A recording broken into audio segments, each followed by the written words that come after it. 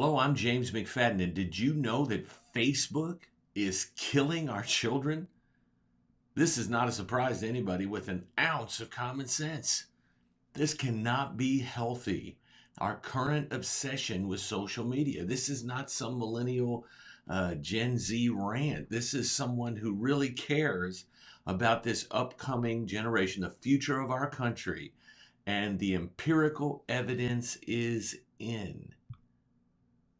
A study conducted by researchers at the University of Pennsylvania claims to be the first to find a direct causal link between cutting back on social media use and improvements in loneliness and depression. This study finds that students who limited their daily use of Facebook and Instagram and Snapchat to 10 minutes each per day experienced significant declines in depressive symptoms. So this is a very important study, one that is, fortunately, it is being reported. And Fox News had a guest by the name of Tom Kirsting who wrote the book Disconnected: How to Reconnect Our Digitally Distracted Kids. And here's what he had to say. So maybe the first step is saying out loud what everybody suspects, which is this is destroying our society. It's making us dumb and sad. It is. And as far as the depression component, all right, and I was happy to see a study come out because they're always looking for a study.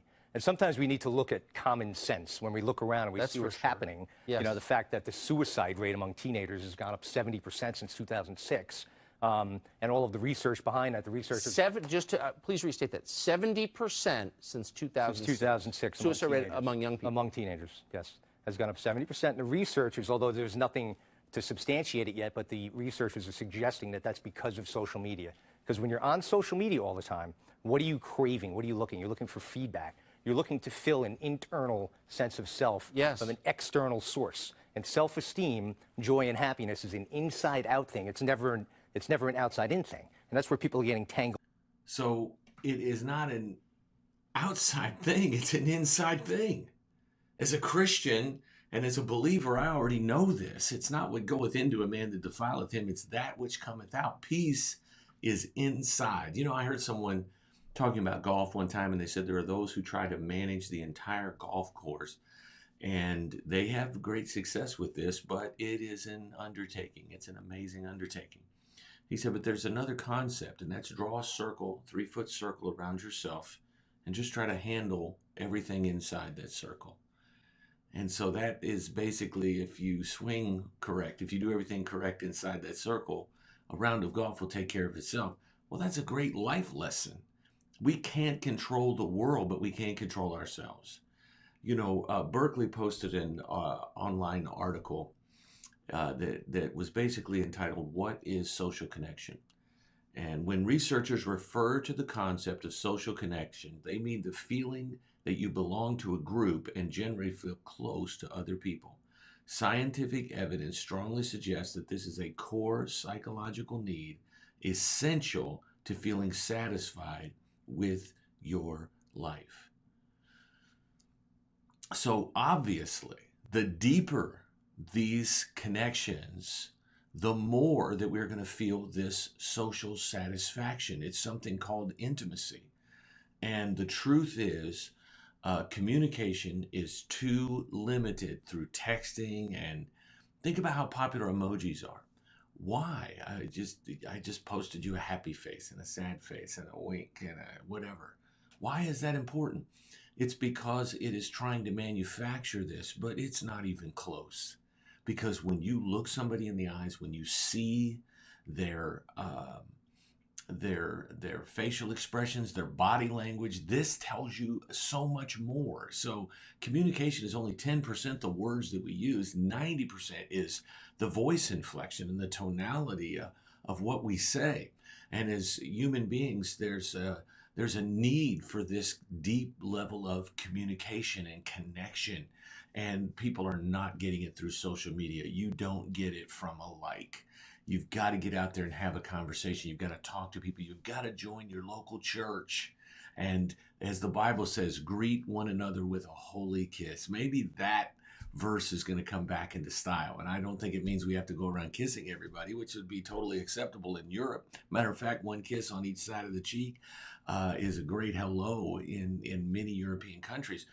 But it is the idea that there's a contact, there's a physical touch, there's an embrace, there's a handshake, there's a nod, there's so much more and so much more depth in that. I had a group of young millennials and Gen Zs, and we're talking, it got intense, and we started talking about our greatest spiritual encounters and what those were, and dreams that people had had, and just times that they felt like maybe God had spoken to them. And we got into this conversation. It got really deep, and it came time to end it. And I stood up and I started to walk out of the room. I turned around and I said, "Do you know what just happened?" And they all went, "What?" Because we're talking about all these mysterious things. I said, "Don't you realize what just happened? We just had a conversation. Circa 1982. That's how we used to have to do it." And so I challenge you, put the phones down. What is the answer? I think for every family, you've got to begin to set limits and boundaries, and not just parents to children. I'm talking about teenagers that are wise enough to make this adjustment themselves, wise enough to listen to this kind of empirical information and know that this is coming out despite the efforts of huge tech to squash this kind of information. I mean, information is coming out now about the radiation effects of all this cell phone usage.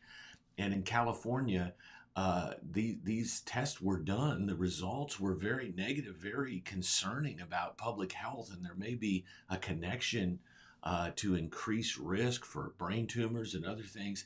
And yet it took legal action to release the results because big tech said, "We don't want people to know this. How are we going to sell cell phones if people are afraid to use them?" Well, it's not about some use, it's about excessive use. Begin to govern yourself. Take the time to do something to better yourself and make a decision. Get out and spend time with people. And if there is a value to this, that is a deeper connection than FaceTime somebody. But even that, you got to get out there and hug somebody. You got to get out there and shake somebody's hand. And I think the local church is a safe place. If you're in our area, come join us at Trinity Life Center right here in Shepherdsville, Kentucky, where we believe everybody needs a little TLC.